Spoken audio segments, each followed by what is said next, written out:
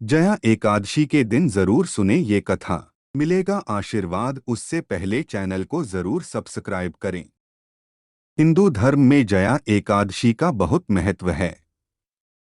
आपको बता दें कि जया एकादशी को पापों को हरने वाली एकादशी भी कहा जाता है। इस व्रत के प्रभाव से व्यक्ति अपने पितरों को छोड़कर स्वर्ग चला जाता है। हिंदू धर्म में जया एकादशी का बहुत महत्व है। आपको बता दें कि जया एकादशी को पापों को हरने वाली एकादशी भी कहा जाता है। इस व्रत के प्रभाव से व्यक्ति अपने पितरों को छोड़कर स्वर्ग चला जाता है। जया एकादशी के दिन विधि विधान से पूजा अर्चना की जाती है। इस एकादशी का जिक्र करते हुए शास्त्रों में कहा गया है कि जो भी व्यक्ति जया एकादशी का व्रत श्रद्धापूर्वक करता है, उसे मरने के बाद भूत नहीं बनना पड़ता है।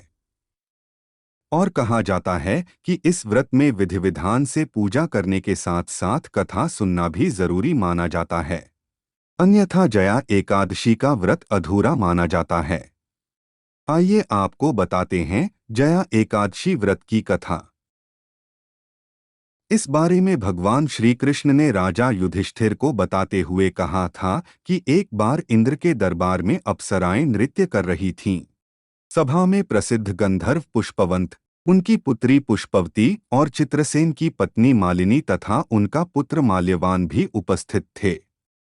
उस समय माल्यवान को देखकर पुष्पवती उस पर मोहित हो गई और उसके मन में काम भावना जागृत हो गई। उसने अपने रूप, सौंदर्य और हाव भाव से माल्यवन को मोहित कर लिया। पुष्पवती के अनोखे रूप के कारण माल्यवान भी कामातुर हो गया। दोनों यौन उत्तेजित हो गए और यौन गतिविधियों में संलग्न हो गए। उन्हें अलग करने के लिए राजा इंद्र ने उन दोनों को बुलाया और नृत्य करने का आदेश दिया। इंद्र की आज्ञा सुनकर वे दोनों नृत्य करने लगे, लेकिन कामातुर होने के कारण वे ठीक से नृत्य नहीं कर पा रहे थे। इंद्र सारी बात समझ गए और क्रोधित होकर उन दोनों को श्राप दे दिया कि तुम दोनों स्त्री पुरुष के रूप में मृत्युलोक में जाकर पिशाच का रूप धारण करो और अपने कर्मों का फल भोगो। इंद्र के श्राप का हुआ असर, इंद्र के श्राप के कारण वे दोनों हिमालय पर पिशाच बनकर दुहखी होकर अपना जीवन व्यतीत करने लगे। दोनों को पूरी रात नींद नहीं आई।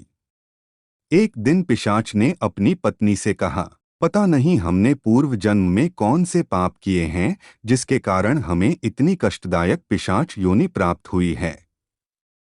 फिर एक दिन अचानक उन दोनों की मुलाकात देवर्षि नारद से हुई।